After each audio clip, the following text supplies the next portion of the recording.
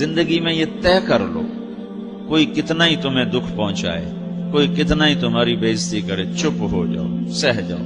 مرنے والے کی کیا عزت، کیا ذلت، میں نے تو مر کے دیکھا ہے، اور مجھے یہ حدیث سمجھ میں آئی ہے بڑی اچھی طرح، موتو قبل ان تموتو، کہ مرنے سے پہلے مر جاؤ۔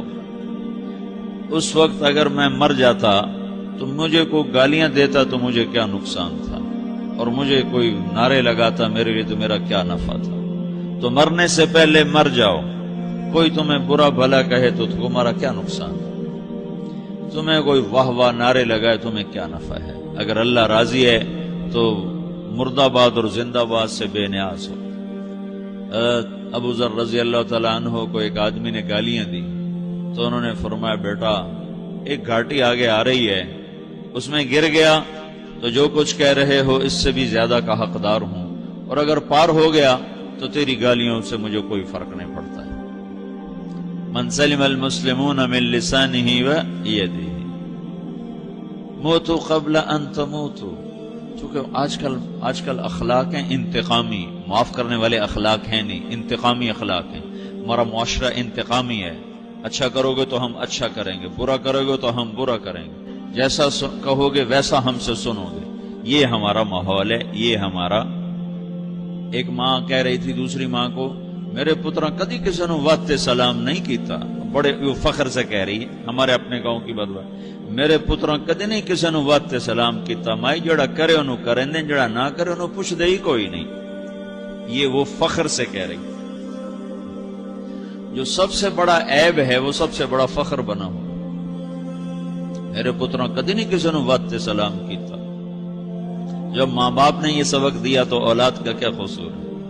ہمارا معاشرہ انتقامی ہے، ایک کی 10 سنانے کا ماحول ہے، تو آپ 100 کی ایک بھی نہ سناؤ۔ احنف بن قیس رضی اللہ تعالیٰ عنہ پہ ایک آدمی نے چڑھائی کر کہنے لگا، ایک سناؤ گے نا تو 10 سنو گے میری طرف سے۔ تو احنف بن قیس کہنے لگے، بھائی تو مجھے 100 بھی سنائے گا نا تو میری طرف سے ایک بھی تو نہیں سنے گی۔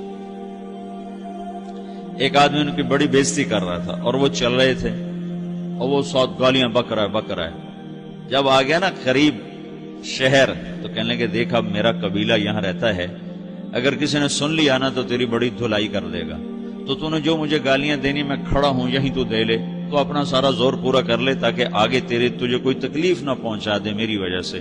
تو وہ پاؤں پہ گر کے معافی مانگنے لگا کہ واقعی تو بڑے حلم والا ہے۔ وہ مشہور تھے اپنے حلم میں، بردباری، اور لوگ ان کا امتحان لینے آیا کرتے تھے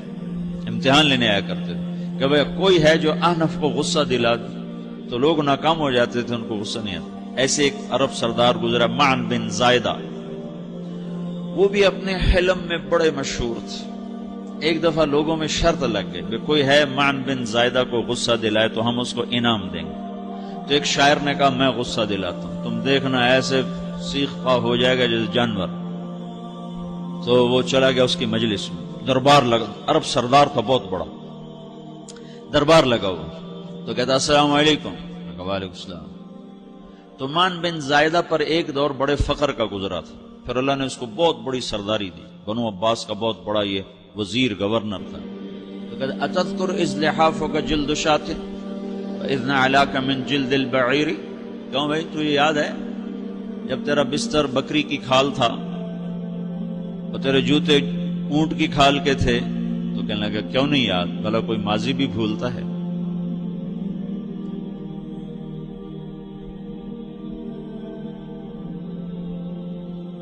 تو وہ کہنے لگا پہلا وار تو خطا کا، فسبحان الذی اعطاک ملکا وعلمک الجلوس علی السریر۔ تو پھر ساری تعریفیں تو اللہ کی ہیں جس نے تیرے جیسے کو تخت پہ بٹھا دیا۔ کہاں بھئی ساری تعریفیں اللہ کی ہیں، میری تو کوئی اوقات نہیں۔ تو کہنے لگا سأرحل عن دیار انت فیہا وان جار الزمان علی الفقیر، جہاں تیرے جیسا حکمران ہو وہاں مجھے رہنا گوارا ہی نہیں ہے، میں یہاں سے چھوڑ کے نکل جاؤں گا چاہے کتنی تکلیف اٹھاؤں۔ بڑے دربار میں یہ ایک گورنر اور وزیر سے بات ہو رہی ہے، تو وہ کہتا ہے اچھا بھائی اگر تو ہمارے پاس رہے گا تو ہم تیرا اکرام کریں گے، اور اگر تو جانا چاہتا ہے تو پھر رافقت کا سلام۔ تو وہ یہ وار بھی خالی گیا، تو کہنے لگا فجد لی یبن ناقصۃ بمال.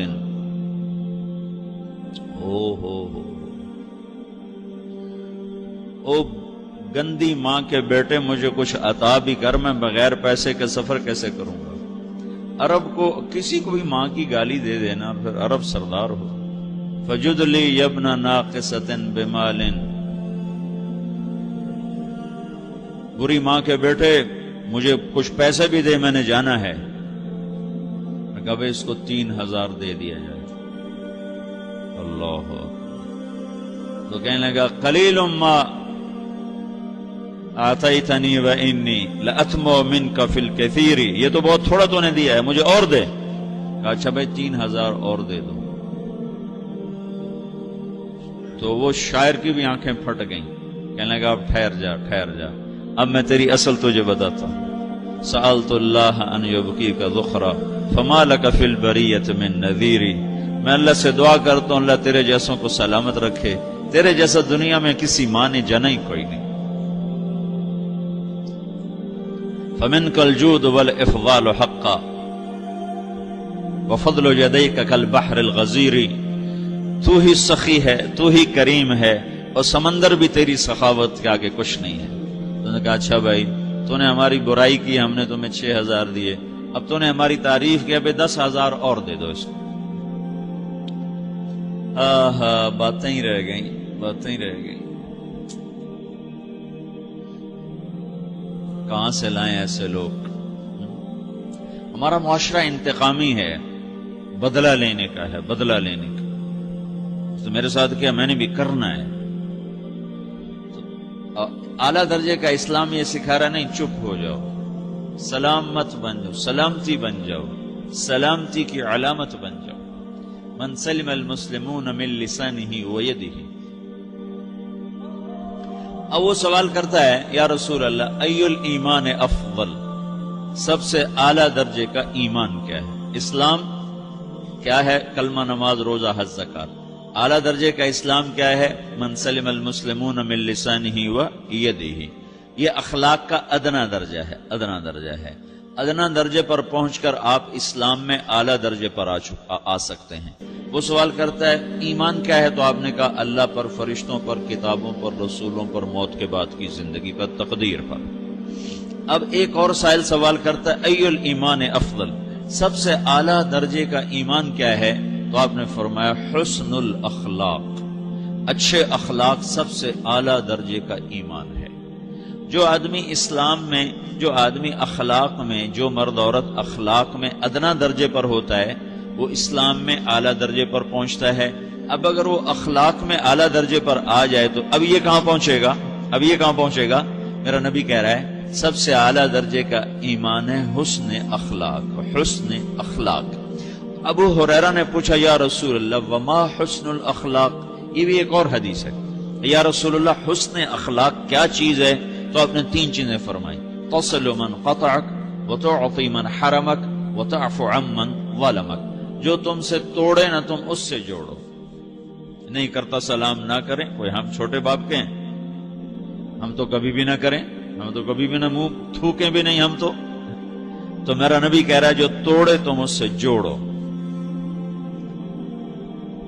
جو محروم کرے اسے عطا کرو، جو زیادتی کرے اس سے درگزر کرو. یہ 3 کام جو عورت مرد کر لے گا یہ اخلاق کے اعلیٰ درجے میں ہے. جب یہ اخلاق کے اعلیٰ درجے پر پہنچتا ہے تو پھر میرا نبی کیا بشارت دیتا ہے؟ ادنا درجے پر پہنچ کر تو اعلیٰ مسلمان کی بشارت ہے، اور اخلاق میں اعلیٰ درجے پر پہنچ کر میرا نبی کہتا ہے کاد الحلیم ان یکون نبیا، اعلیٰ اخلاق والا بس نبی بنتے بنتے رہ جاتا ہے. اعلیٰ اخلاق والا ایسے ہے جیسے کہ نبی، قریب ہے کہ وہ نبی بن جائے. یہ تو ہے نا ترجمہ، لیکن ہم ہمارے اردو میں کہتے ہیں وہ نبی بنتے بنتے بنتے رہ گیا. کیا مطلب؟ کہ اس میں اور نبی میں صرف نبوت کا فرق رہ جاتا، باقی وہ سب کچھ حاصل کر لیتا ہے. تو یہ سارے دین کا میں نے آپ کو خلاصہ بتایا ہے.